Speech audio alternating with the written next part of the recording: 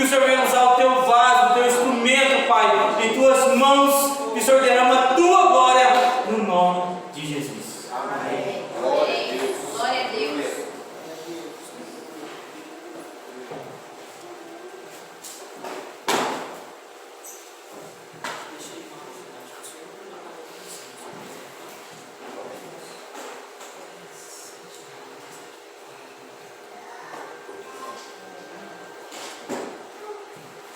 Glória a Deus. Amém? Glória a Deus. Graça e paz seja convosco. Amém? Para quem ainda não me conhece, já foi anunciado, meu nome é Nilson, pastor Nilson. Estou ali congregando junto com os demais irmãos ali em José Bonifácio para a honra e a glória do nosso Senhor. Amém? É com muita glória e com muita honra que eu estou aqui hoje para, junto com os irmãos, primeiramente conhecer mais uma parte daqueles que são eleitos e candidatos a morar no céu.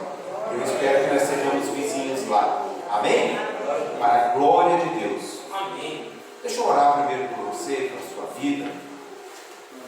Pai, em nome do teu Filho amado Jesus Cristo, aqui, Pai, se encontra essas pessoas sedentas ao Senhor para ouvir, não a mim, mas ouvir ao Senhor por intermédio de mim, ó Pai querido.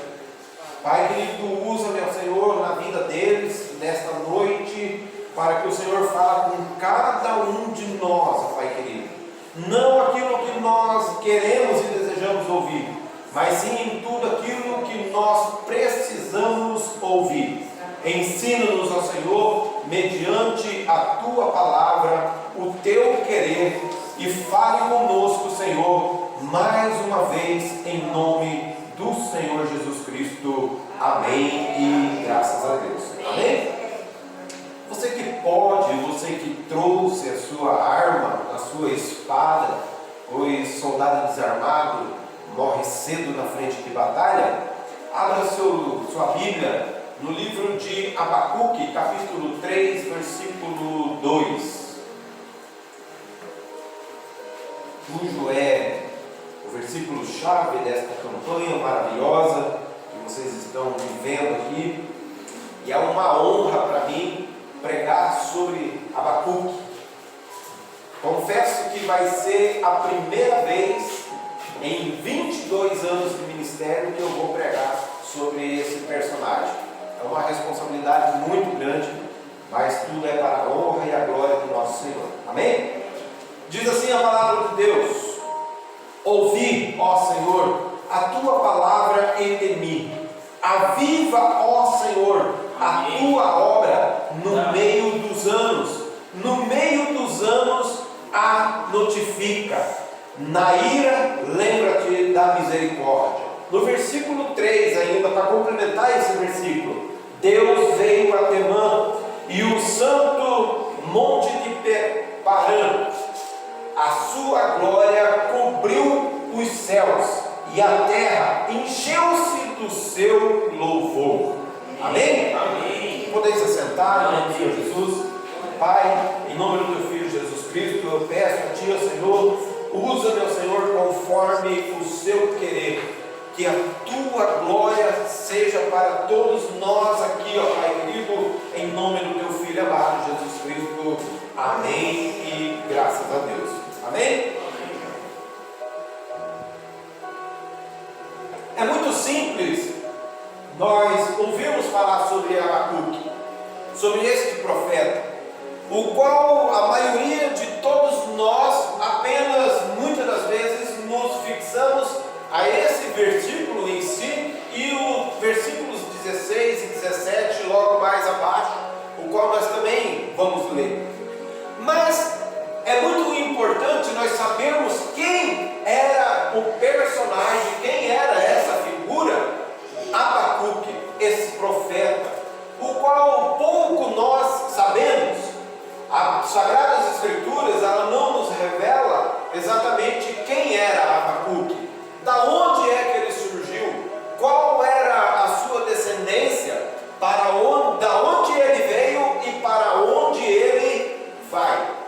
Ele é um personagem que ele não é mencionado em nenhum dos outros livros do Velho Testamento e nem muito menos no Novo Testamento.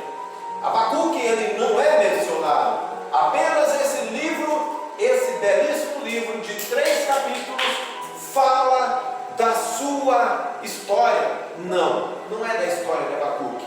Fala de um tempo em que Abacuque viveu em um determinado local. E ele então, ele relata dentro desses 3 capítulos os acontecimentos que haviam na época dele, que nós podemos não dizer muito distante do que nós estamos vivendo nos dias atuais. Havia então um propósito na vida de Abacuque. Abacuque ele era um homem reto, íntegro aos olhos de Deus, e ele era um homem extraordinário. Por isso que ele era profeta. Lembrando sempre que hoje, nos dias atuais, quando a gente ouve muito sobre profeta, muitas das pessoas acham que profecia é só bênção. Muito pelo contrário. A função real de um profeta é exortação. Exortação. Era isso, essa era a verdadeira mensagem do profeta. O profeta ele ia para fazer uma determinada exortação, ou ele ia para entregar um recado, cujo esse recado poderia ser até mesmo para a morte ou para a vida. Poderia ser pela escolha de Deus, assim como aconteceu com Davi, pelo profeta Samuel, que Samuel foi enviado, vai até lá, vai até a casa de Jessé, e todos nós conhecemos a história. Então, lembrando sempre que a função do profeta na Bíblia, principalmente no Antigo Testamento, era justamente para levar o povo ao arrependimento. Essa era a verdadeira função do profeta. E hoje nós não vemos isso. Nós não vemos isso com muita prática nos profetas atuais. Hoje nós só vemos os profetas falar de bênção, contrariando aquilo que era realmente a função de um determinado profeta. Mas quem era Abacuque? Vamos estudar, vamos conseguir entender um pouquinho desse personagem maravilhoso. O profeta Abacuque, ele foi o autor desse livro, como eu já mencionei, e ele jamais foi mencionado em qualquer outro ponto da Bíblia. É isso que nós temos que entender. Então, é um livro com 3 capítulos, o qual ele revela os acontecimentos da sua época, as suas necessidades, o que o povo estava passando, o que o povo estava enfrentando, e acima de tudo, o povo de Deus, que naquela época andavam desgarrados, fora do propósito de Deus, que é um povo que, apesar de ser santo segundo a eles não andavam segundo a vontade de Deus, andavam distante dos 10 mandamentos de Deus. Lembrando que sempre quando se fala no Velho Testamento, trata-se do Velho Testamento. Nós não estamos no tempo da graça, e sim no tempo da lei. Então, naquela época, a lei ela deveria ser cumprida por inteiro. Mas muitas das vezes as pessoas fixam somente nos 10 mandamentos. Amarás o Senhor teu Deus acima de todas as coisas, né? E guardar o sábado, não cobiçar, não adulterarás, e assim por diante, e tantas outras coisitas más que falam sobre os 10 mandamentos. Mas só que os 10 mandamentos, ele era apenas um resumo de toda a lei de Deus. Havia muito mais coisas além daquilo. O que nós poderíamos estar falando sobre isso, mas seria muito extenso falar sobre a lei de Deus. Mas só um exemplo sobre a questão da lei de Deus. O que era lei? Vamos supor, as mulheres quando chegavam no seu período menstrual, pela lei, elas deveriam sair da sua casa, deveriam sair da sua cidade, teriam que ir para o arraial, e esse arraial escolhido para o tempo da purificação da mulher ficava entre 6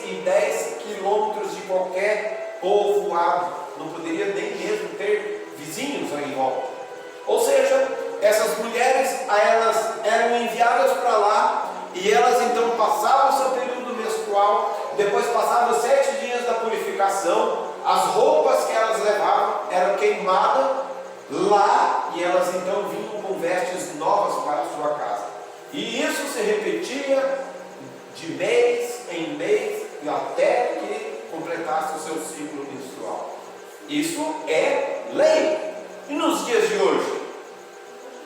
Não temos.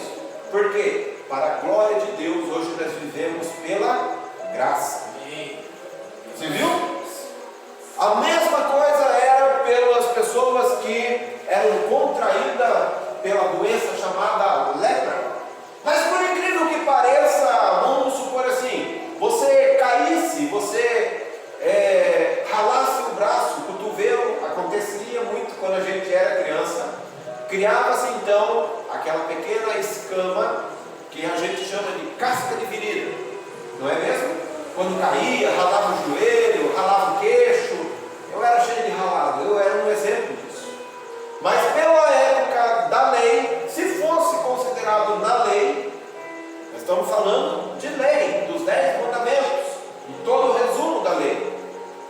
A mesma coisa, teria que ir para o leprosário para quem tratava das suas lepras, mas para as pessoas que eram machucadas, que tinham feridas, eles iam para um outro arraial, que era o mesmo sentido da lepra, teria que ir para lá, fazer todo o período de tratamento. Após o seu tratamento, teria um período de purificação de 7 dias, para depois vir embora para casa.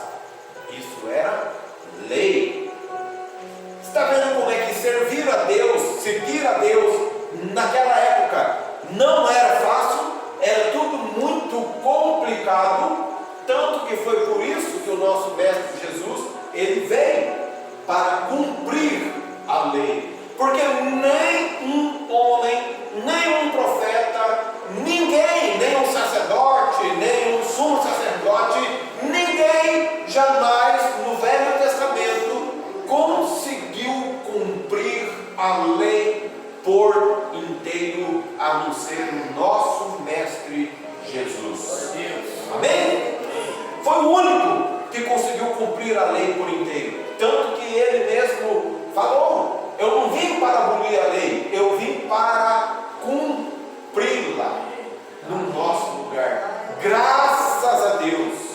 Graças a Deus. Então aqui Abacuque, ele vivia numa época justamente dessa, aonde as pessoas que serviam a Deus estavam servindo de qualquer maneira, servindo de qualquer jeito. Tanto faz como tanto fez, não cumpriam-se a lei. Então, o que aconteceu com essas pessoas, com esse povoado? Deus, de uma determinada maneira, acabou então virando as costas. Você sabe o que é isso? A presença de Deus sair. Lembra-se quando fala-se que a única coisa que causa separação entre nós e Deus é o que mesmo? Pecado. O pecado causa separação entre nós e Deus. Lembramos que existe o pecado. O que é pecado? É quando você erra o alvo. É como você errar o alvo. Aí existe então a transgressão. O que é transgressão? Você vai lá, você pecou, você pede perdão para Deus, Deus ele te perdoa porque Ele é misericordioso, e você então posteriormente causa novamente o mesmo pecado. Isso chama-se transgressão, porque é repetido. Então vem a terceira hipótese, que a Bíblia fala muito sobre isso, que é a iniquidade. Pecado, erro do alvo, pequei, caí, fui lá, pedi perdão, Deus me perdoou, Deus foi misericordioso, glória a Deus. Passou-se um determinado tempo e vou lá e repito o mesmo erro, o mesmo pecado, mas mesmo assim Deus é misericordioso, me perdoa pela segunda vez, e pela terceira e quarta e quinta e 10ª e 20ª vez eu caio justamente no mesmo pecado. Então já não é mais pecado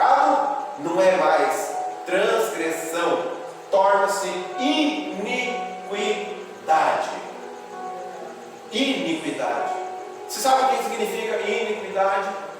Tanto faz como tanto fez. Deus já me perdoou, então eu vou continuar fazendo. É mais ou menos isso. E era isso que aconteceu com esse povo aqui. A iniquidade. Então Deus acabou virando as costas. E nós vemos isso em diversos pontos da Bíblia. Nós vemos isso com Israel. Israel passou por isso diversas vezes. O primeiro fator foi quando o povo veio para o Egito, por causa da fome. Até aí tudo bem, nós conhecemos a história de José no Egito.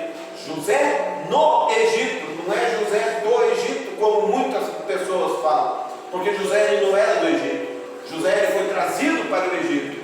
Então ele acabou sendo escravizado no Egito. Tenta-se entender isso. Então o povo veio por causa de uma situação, e aí eles acabaram se apegando, gostando, pegaram as coisas fáceis. Tudo o pecado é fácil, é gostoso. Muitas das vezes não causa dor, muitas das vezes não nos causa constrangimento, dependendo do pecado. A mentira, a lascívia, o adultério e assim por diante, os vícios, tudo que nos causa prazer no pecado torna-se iniquidade em nossas vidas, e isso causa uma dor no coração de Deus. E é nesta noite que nós temos que prestar muito atenção, para que não aconteça como esse povo aconteceu naquela época, para fazer com que Deus vire as costas para nós. Eu não sei o que você está passando, eu não sei qual que é a sua maior dificuldade, eu não sei qual que é a maior adversidade que você tem na sua vida, mas Deus, Ele olha para mim e para você nesta noite, e Ele fala assim: filho, filha, não importa o seu pecado, não importa a sua dor, não importa aquilo que tem te causado frustração para fazer com que peque. O importante é que hoje Deus ele nos chama para que nós nos arrependemos, para que nós venhamos a nos arrepender de todos os nossos pecados, de todos os nossos pecados. Eu sempre costumo dizer que muitas das vezes nós fazemos assim, pegamos uma sacola, colocamos tudo dentro e falamos assim: aqui Deus, perdoa os meus pecados. Mas nós temos que lembrar que o pecado tem nome. O pecado nosso tem nome, e cada um de nós sabe qual que é o nome do nosso pecado. Então nós temos que chegar diante de Deus e falarmos: Senhor, perdoa os meus pecados. Aí Deus vai falar assim: qual deles? Qual deles que você quer que eu perdoe? Pai, perdoa porque hoje eu pensei mal de fulano de tal. Pai, perdoa hoje porque eu falei o que eu não deveria ter falado. Pai, perdoa hoje porque eu ouvi o que eu não deveria ter ouvido. Pai, perdoa hoje porque eu enxerguei o que eu não deveria ter enxergado. Pai, perdoa hoje porque eu toquei o que eu não deveria ter tocado. Você está entendendo? Então cada um de nós sabe qual que é o nome do nosso pecado. E Deus ele ama que quando a gente fala o nome do pecado, isso causa um abalo no mundo espiritual. Deus conhece o seu coração. Deus conhece a sua fraqueza, o seu ponto fraco, aquilo que talvez te leve até mesmo muitas das vezes a desistir, a querer desistir de andar com Deus, porque talvez você não tenha força para superar aquele pecado. Mas lembre-se, Jesus, Ele sempre vai estar do teu lado, independente da situação, independente do teu pecado. Deus ele escolhe amar o pecador. Ele abomina o pecado, mas Ele ama o pecador até o último instante da sua vida. Um exemplo disso nós vemos o ladrão na cruz, que no último dia ele ainda chegou diante de Jesus. Ele falou: mestre, Jesus, lembra-te de mim quando entrar no reino dos céus. Irmão, minha irmã, esquenta não. O céu ele foi batizado. O primeiro morador do céu foi um ladrão na cruz. apesar de todos os pecados que ele cometeu, talvez os pecados dele, aos nossos olhos naturais, poderiam ser muito maiores do que o nosso. Mas diante de Deus não existe pecadinho, pecadão, não existe classe de pecado. Todo pecado é pecado e todo pecado é abominável diante de Deus.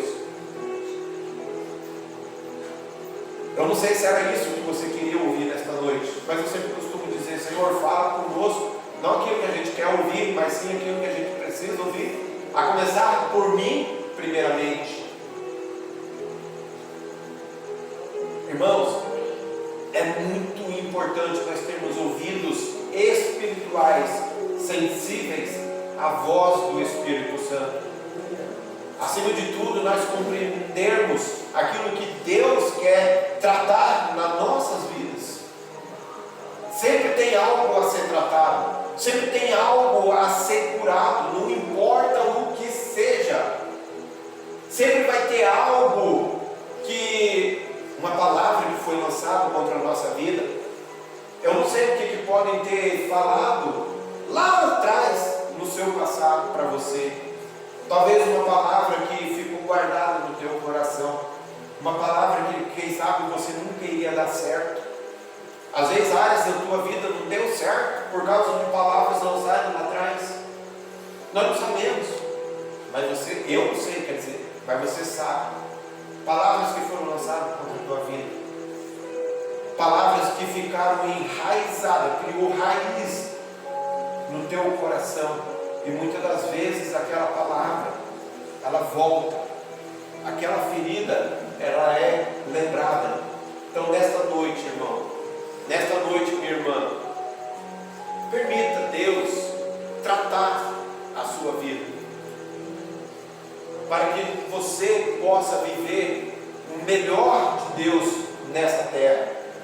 Olha só, era um contexto muito maior do que eu poderia falar, mas Deus sabe todas as coisas, irmãos. Mas só para que a gente possa entrar num parâmetro final aqui, que Abacuque, ele pregou, ele anunciou para aquele povo, para aquela nação onde ele se encontrava.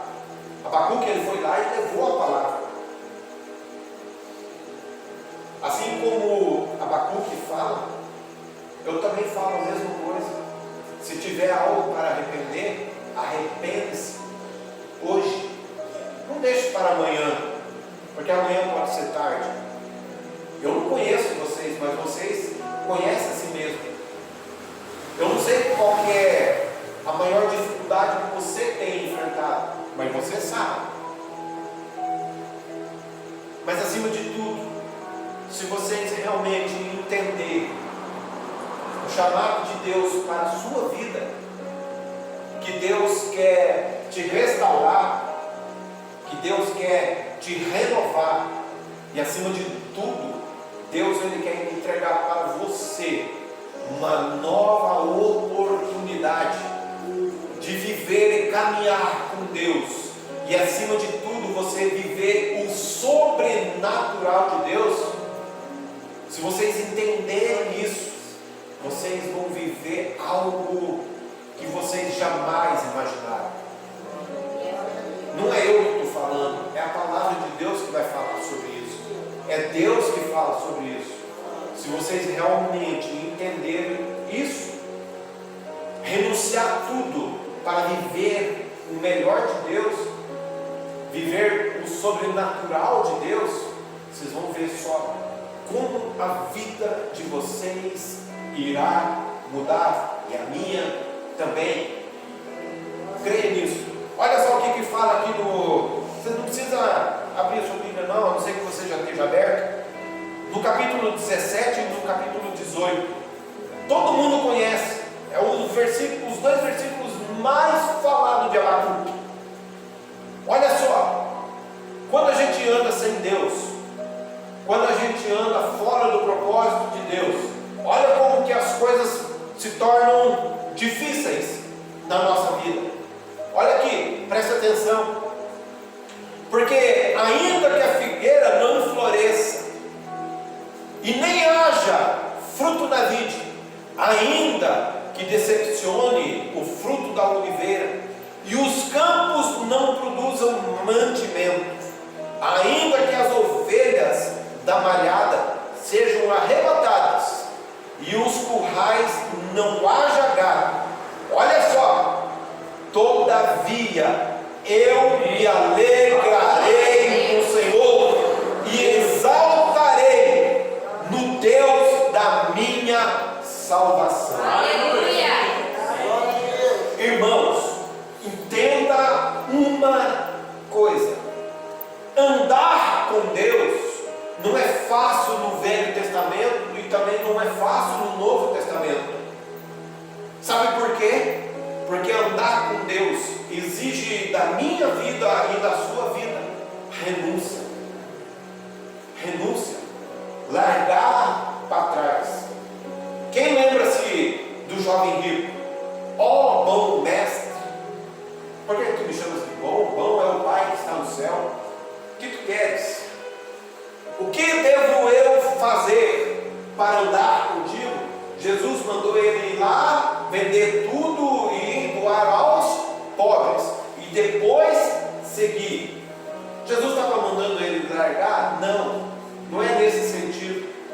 Jesus estava querendo dizer para ele: olha, larga o teu estilo de vida, larga os teus costumes, o teu jeito de ser, para viver os costumes e o jeito de ser de Deus.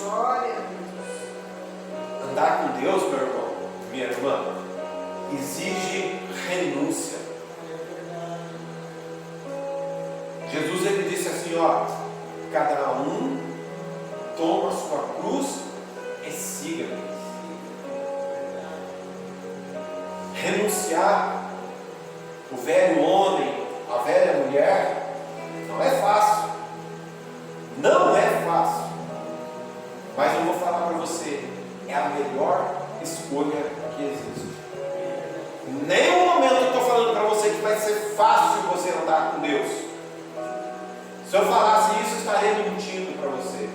Porque nem o Mestre Jesus ele não falou isso. Ele disse: no mundo tereis aflições, mas tem de bom ânimo.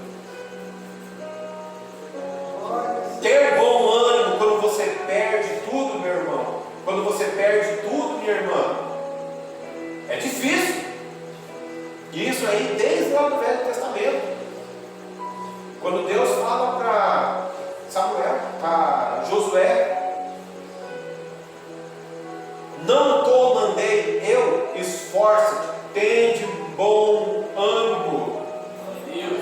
Não olhe para as lutas, não olhe para as dificuldades, não olhe para as adversidades, porque isso nós vamos ter todos os dias. Mas todos os dias nós vamos ter algo muito importante, alguém muito importante: Deus, Jesus Cristo e o Espírito Santo.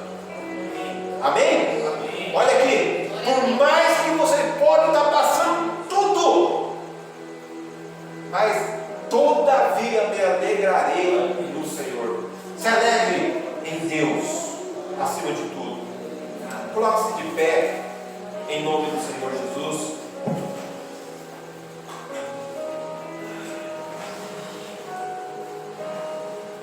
Enfrentar. Mas eu só vou dizer uma coisa: se você realmente confiar em Deus, a tua luta, a tua dificuldade, a tua adversidade, a tua caminhada com Deus vai ser mais fácil. Eu não estou falando que você vai viver um mar de rosa, não é nada disso. Eu não sou hipócrita para dizer isso. Mas eu estou dizendo que quando a gente aprende a confiar em Deus, as coisas facilitam muito na nossa vida. Deixa eu orar pela tua vida. Glória a Deus. Pai, aqui se encontram homens e mulheres. O Senhor sabe, o Senhor, qual que é a luta, qual que é a dificuldade de cada um deles. O Senhor conhece o coração deles. Pai, o Senhor conhece as suas fraquezas de cada um deles. O Senhor conhece as necessidades. O Senhor conhece as adversidades. Os momentos, ó Senhor, que avançaram na fé. Talvez o inimigo quantas vezes soprou no ouvido deles, delas, para desistirem de caminhar contigo, dizendo que não vale a pena. Pai querido, em nome do Senhor Jesus, eu agora peço a Ti, ó Senhor, do Teu Espírito Santo, visita cada uma dessas pessoas ali presente, em nome do Senhor Jesus. Pai querido, que o Teu Espírito Santo vai de encontro a cada um deles, arranca, Pai querido, do coração deles, da mente, palavras lançadas contra a vida deles e delas, ó Pai querido, que eles não dariam mais certo, que eles não iriam prosperar, Pai querido, que não iriam crescer. Ó Pai querido, em nome do Senhor Jesus, Pai querido, que o Teu doce Espírito Santo de encontro a cada um deles, Deus, coloque o Teu bálsamo, Senhor, uma unção de alegria sobre cada um deles, ânimo novo, renovado, em nome do Senhor Jesus. Eu declaro que cada um de vocês irão viver o sobrenatural de Deus, em nome do Senhor Jesus Cristo. Amém e graças a Deus. Tem alguém aqui que ainda não aceitou Jesus Cristo e deseja aceitá-lo como seu único e suficiente Salvador? Ou se tem alguém aqui que por acaso está afastado dos caminhos do Senhor e deseja voltar para os braços do Pai? Não? Amém? Glórias a Deus. Eu agradeço a oportunidade em nome do Senhor Jesus.